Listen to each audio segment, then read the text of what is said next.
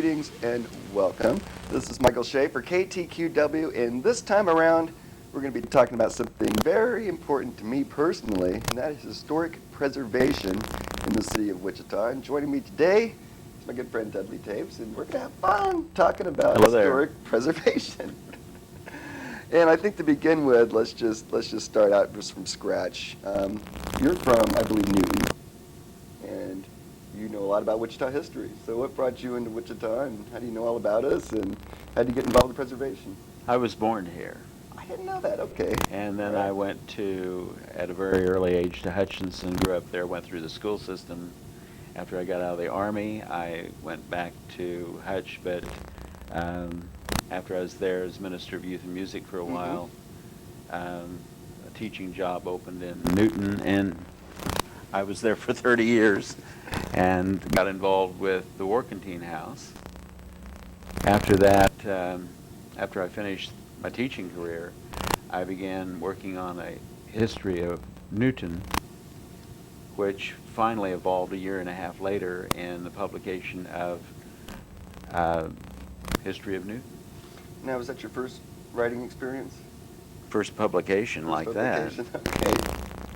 I foolishly thought that it could be done in a 6 months or so, half a year. And as I traveled around over the state as president of Kansas Preservation Alliance, the different people that I met who had published books said, "Oh, you need to enjoy it. Take a year." And so a year and a half later, I was very proud of the publication.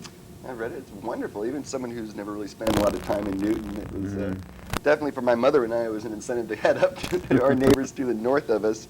But you mentioned the Kansas Preservation Alliance, and I assume there are other organizations. How do they get? I mean, what exactly would you do to get started with one? I mean, how would the average person know about what historic preservation is? Would this be a good website? You have to get infected, personally infected. And I think one of the best ways to do that is by researching your family history, getting a hook on where you came from and how your people got here, and what nationalities that they relate to or their heritage. So is that how you personally got involved with it, or you're just fascinated by history, or like me, you're a history nut? And well, I remember thinking about this program this morning. I thought about when I was 6 or 8, I became fascinated with house structure. And I thought, I want to be an architect, but I want to be a musician more. So I designed houses at that age, and I had my little plans and everything and where things would go.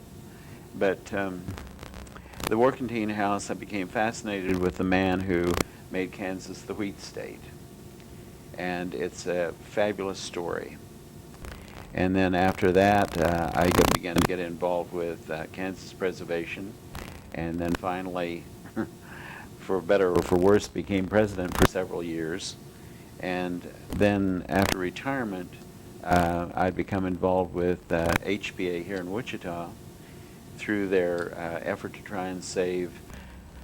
Well, first of all, they saved the John Mack Bridge. Then it was an effort to save the Alice Hotel, which we're still sorry about that. I know. And then mainly we were working with it was called the Crum Castle, but it's actually the Campbell Castle. And we had raised several $100,000 to purchase that from May Crum. But it eventually sold to another family who originally were from Wichita and had some concerns about that grassroots feeling. You know, you asked me the other day what was more important, the political process, or grassroots, maybe, or the grassroots. Yeah. It's got to begin with individuals, and as far back in our country as you can research, it began with people saying, "I don't want to see that destroyed." That means something, and it will mean something to people in the future. When I was president, our motto that we put out was, "We're preserving the past to enrich the future." And we have to take where we are and try and better the situation rather than demolish it. I think urban renewal did an awful lot of damage by destroying things. And there was such a drive on, oh, it's old, tear it down, let's put up something new. And one of the prime examples is in Newton, their old county courthouse was a beautiful old structure, but they put up this modern box. And during that time, I said, well, why can't you save the clock tower? Oh, it wouldn't go with the present architecture that we have in mind. You know, a local example, you mentioned the Campbell Castle. Urban Renewal raised the Kirby Castle, located immediately to the south, which was almost identical in design. Oh, even bigger, they say. Bigger, okay. And I do think I have located the carriage house, though. It's on East Carry, actually. So, well, you mentioned historical preservation not being, that's not exactly a recent trend. If it comes to mind, I remember in the 70s, Jackie Onassis worked a lot with Grand Central Terminal in New York City, saving that from demolition. And even further, Mount Vernon was... way back to the beginning of our country, right. Saved from demolition, if you will. So. And one of our oldest structures to be saved was the Munger House out of Cowtown. That's right. That's right. So what would you say to get someone involved? If they're interested, they're excited, they want to get involved, would they just contact the Kansas Preservation Alliance? Is there a local chapter? The Sedgwick County Wichita Preservation Alliance has been going ever since the effort to save the John Mack Bridge. Okay. And it was a fine group of people together, their combined effort, not any one person taking the credit for it. And once again, that was a mixture of both political and grassroots involvement? You've got to have not only the grassroots involvement, but then you've got to affiliate with your town wherever you are, and the state and the national levels. They have a girth of information and knowledge to share about how to create this process.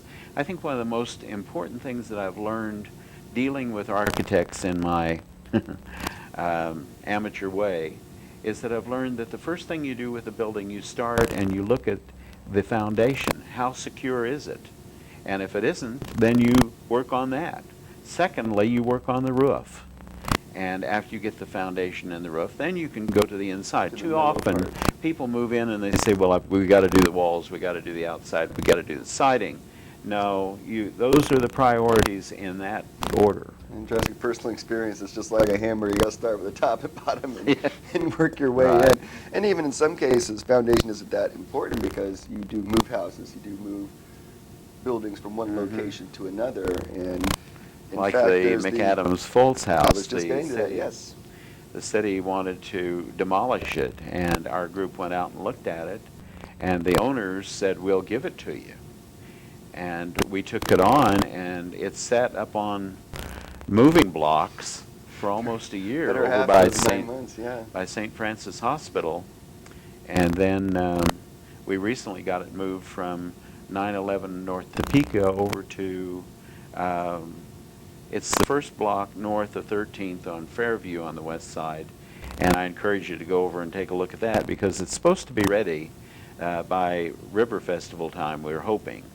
But the thing that, here again, we're hung up on getting the plumbers over there to plumb it, then we can pour the rest of the basement, then the house can be moved over on top of the foundation. Which, by the way, if you've ever seen a house moving in the process, it's very, very interesting to But how fabulous that we had the cooperation of the utility people, and they did it for minimal or as a write-off.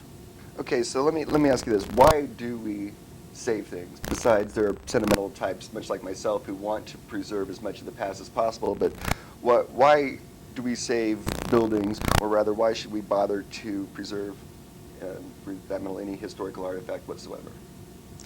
It gives us a foundation to know where we've come from, and you've got to know where you came from, where you are now, to get to where you want to go. If you don't know those things, you don't have much perspective. Okay, well, we've had some significant rescues in the last 15, 20 years. We've had some pretty significant losses. What's recently been buzz buzz projects for the Preservation Alliance in the last year or two, besides the McAdams Foltz House?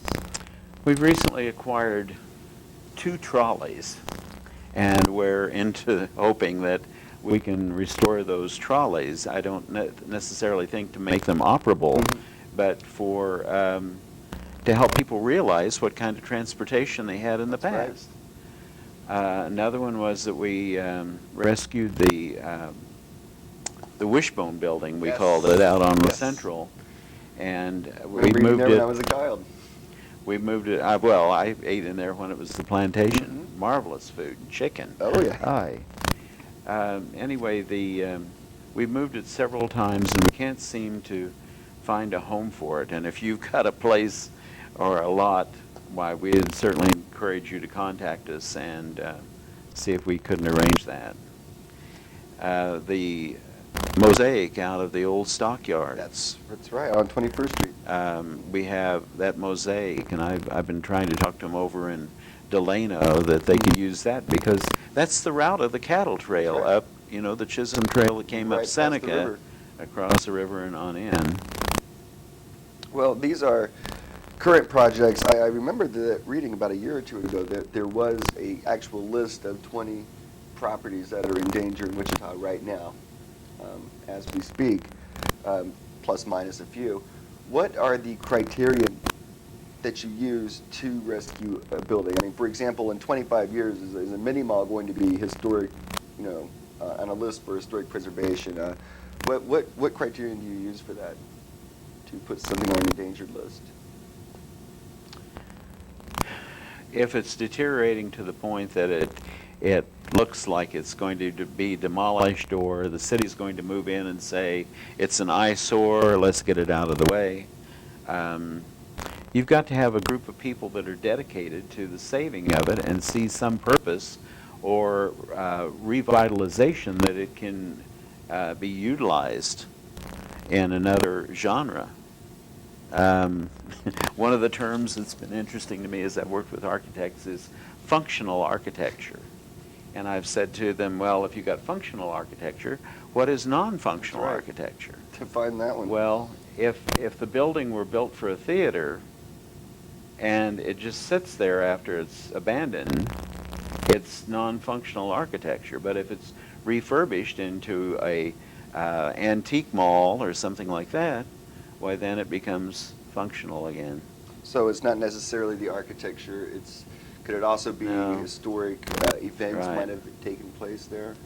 And so much of what we look at of just box buildings Mhm. is just barely functional architecture. Okay, so. But we have some fabulous architecture in town, and Oh, sure. currently we're developing a tour of Wichita for the trolley itinerary of buildings downtown. Mm-hmm. There'll be an architecture tour, and there'll be a church tour and a homes tour, in addition to the regular trolley tours. Well, Dudley, let's take a quick break, and when we come back, I want to ask you about 2 or 3 properties that come to the top of my head that Okay. I think that we need to do something about.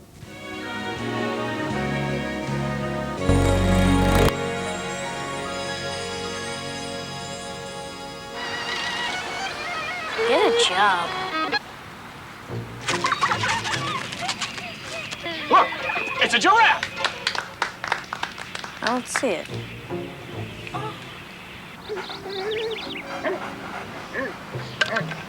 The less art kids get,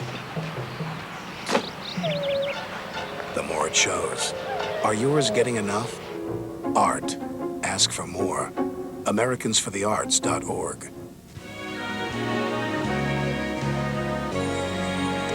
You asked about several properties that we were concerned with, Mhm. and one that's still on our list is the Orpheum Theater. Yes. It's Yes. badly needing millions of dollars, Mhm. and it appalls me that Wichita, with all of its money and resources,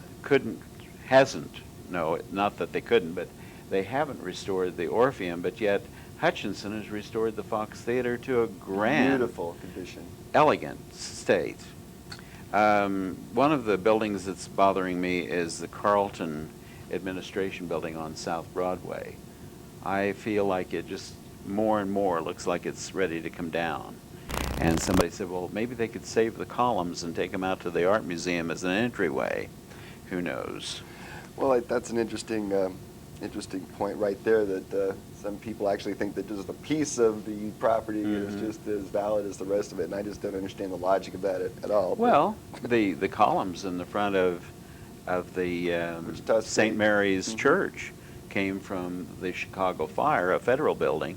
I didn't know that. Yeah. It's very interesting. I did not know that. And once you learn these little tidbits Uh-huh. and the stories of how these came to be, and the people that helped establish the banks and the buildings and the industry and even the little shops, the mom and pop stories are wonderful. And that's what makes a town feel an ownership to history. Another concern is our airport. Not the present one that we use, No, but south- the airport south museum. side. Yes. It would be a shame to see that abandoned. And especially with the emphasis coming up this next year on the anniversary, the 100th anniversary of Flying flight, we need to be putting money and effort in refurbishing that. Now, you mentioned the Orpheum Theater, though. I think Wichita has a long and very rich history of historic theater parking lots in this city. Absolutely. And I'm really glad to see the Orpheum is not at least a parking lot at this point. And they are having an upcoming flush party, and there is a lot of work being done on the Orpheum. That is one The thing we Orpheum can is be thankful surviving for. much better than the Fox and Hutchinson. And it's mainly through the board and the leadership and the director. And to be highly commended, like a sellout for the Ray Charles concert and several other sellouts. The Michigan building downtown, which was the old Rector's bookstore. Yes, okay. I did not We've been know it's looking called for the somebody to Building. take that on for a long time. And directly across the street is the Caldwell Murdoch building.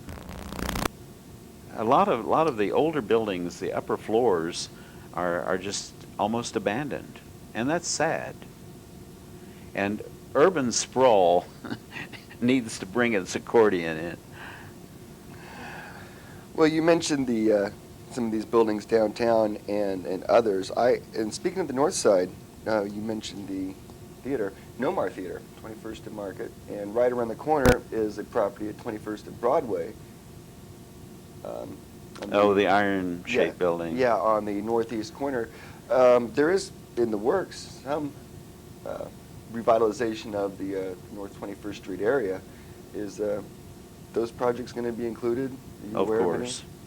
And one of our star restoration renovation is the work that's being done over here in Delano. Mm-hmm. Oh, that's And a great example. Jack Kellogg and his business committee is just doing wonderful work. So, what tools do you use to help figure some of this out? I mean, you look at old city maps, old postcards, photographs. How do you learn and discover a lot more about these historic properties, and when you also preserve and then restore them to the proper condition as opposed to maybe somebody's version of what it could have looked like? What do you Like I use? said earlier, you've got to get your nucleus, your grassroots group together, and then contact other people in the town, the officials, your city commission, council, whatever, and a historic board if you have one. Relate that, first of all, from your town to the state, and then get connected to the national.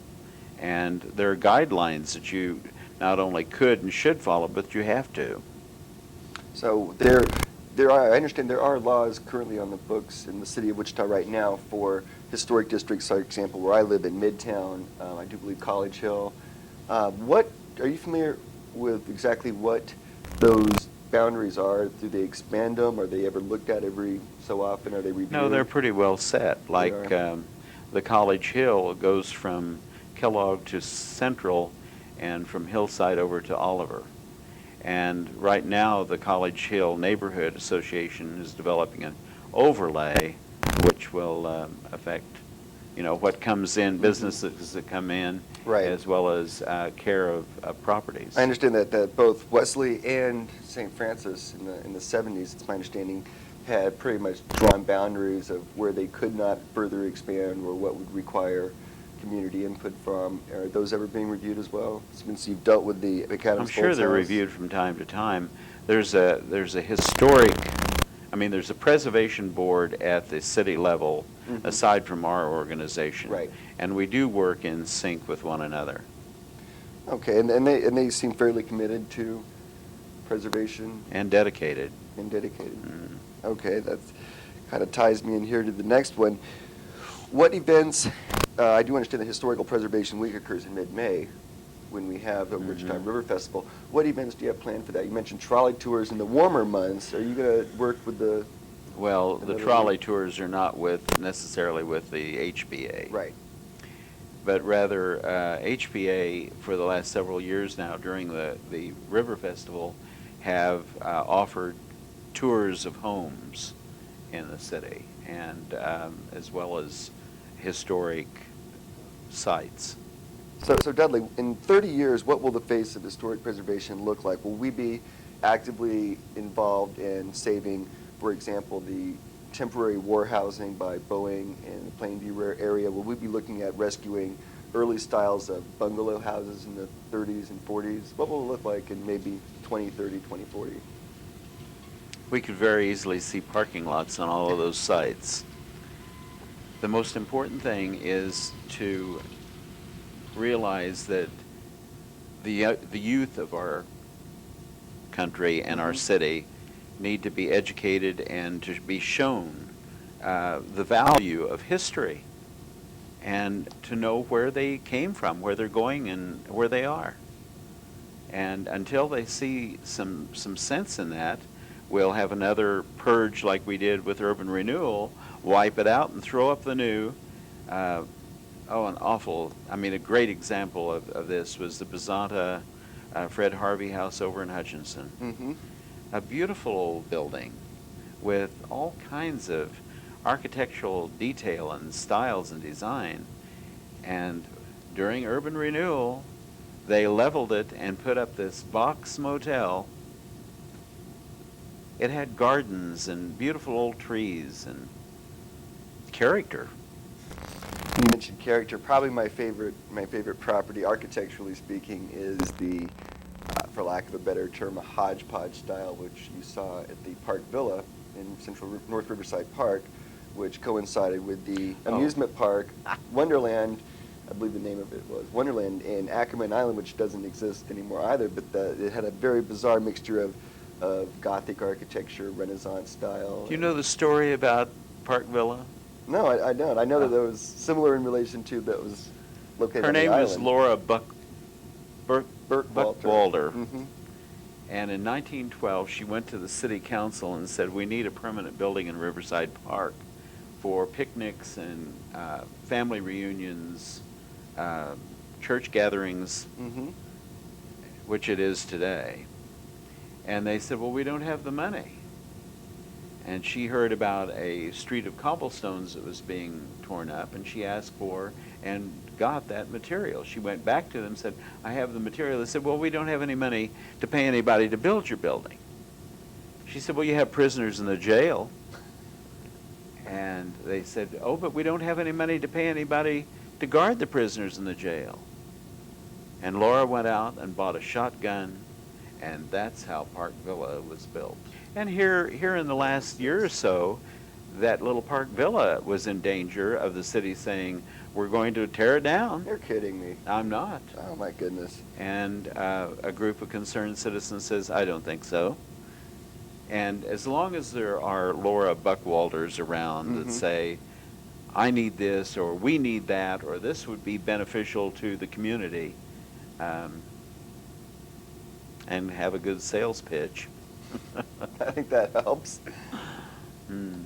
Now, I understand that Essential and Oliver recently, I think 3 or 4 years ago, celebrated their 50th anniversary of having the shopping center there. I can't remember the name of it off the top of my head. Oh, the Blue Goose. No, that's Central and Hillside, but that's another example. Where are you talking? Central and Oliver Square. Oliver No, Square. it's Lincoln Heights. Lincoln Heights, okay. No, that's at Douglas. Mm-hmm.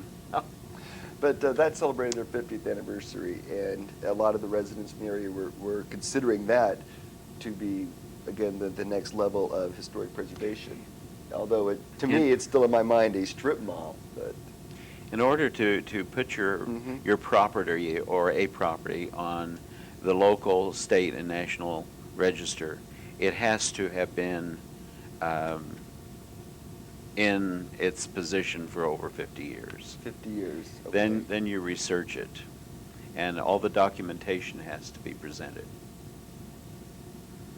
So that would be the original drawings, the plans, or If available. if available. Okay. And let me ask you this: speaking of that, where do you get some of these plans to? For example, you've saved the McAdams Foltz house. Is it possible to find the old plans? Were these ever on file with the city or the county? For example, if you're like me and you do live Some in of College them Hill are. or Midtown, would you be able to find anything to help you get it to original condition? Some of the plans of the buildings and the houses are available in the archives out at Wichita State University, down Okay. in the basement area. And From they Mike would Kelly. have- Mike Kelly. Okay, so You contact Mike Kelly. if you ever want to He's the go archivist. treasure hunting, there you go. I will probably look that up because Mhm. I live in, for example, I live in the Davidson edition, Mhm. and it's a quite popular place at the time. Well, Dudley, we're about out of time. Personally, what brings you to do this? Is it just a labor of love? Well, preservation is a labor of love. I can show you my house And for a good example. Then you want it done right now. And for impatient people like you and I both are, you've got to realize that the wheels of the gods grind very slowly, but they do grind. And that's a good thing. Thank you for inviting me today. Hey, it's been fun, and we'll probably be touching base with some of these next big historical preservation projects that are be coming up, and look forward to the next time you come on the Very good. program.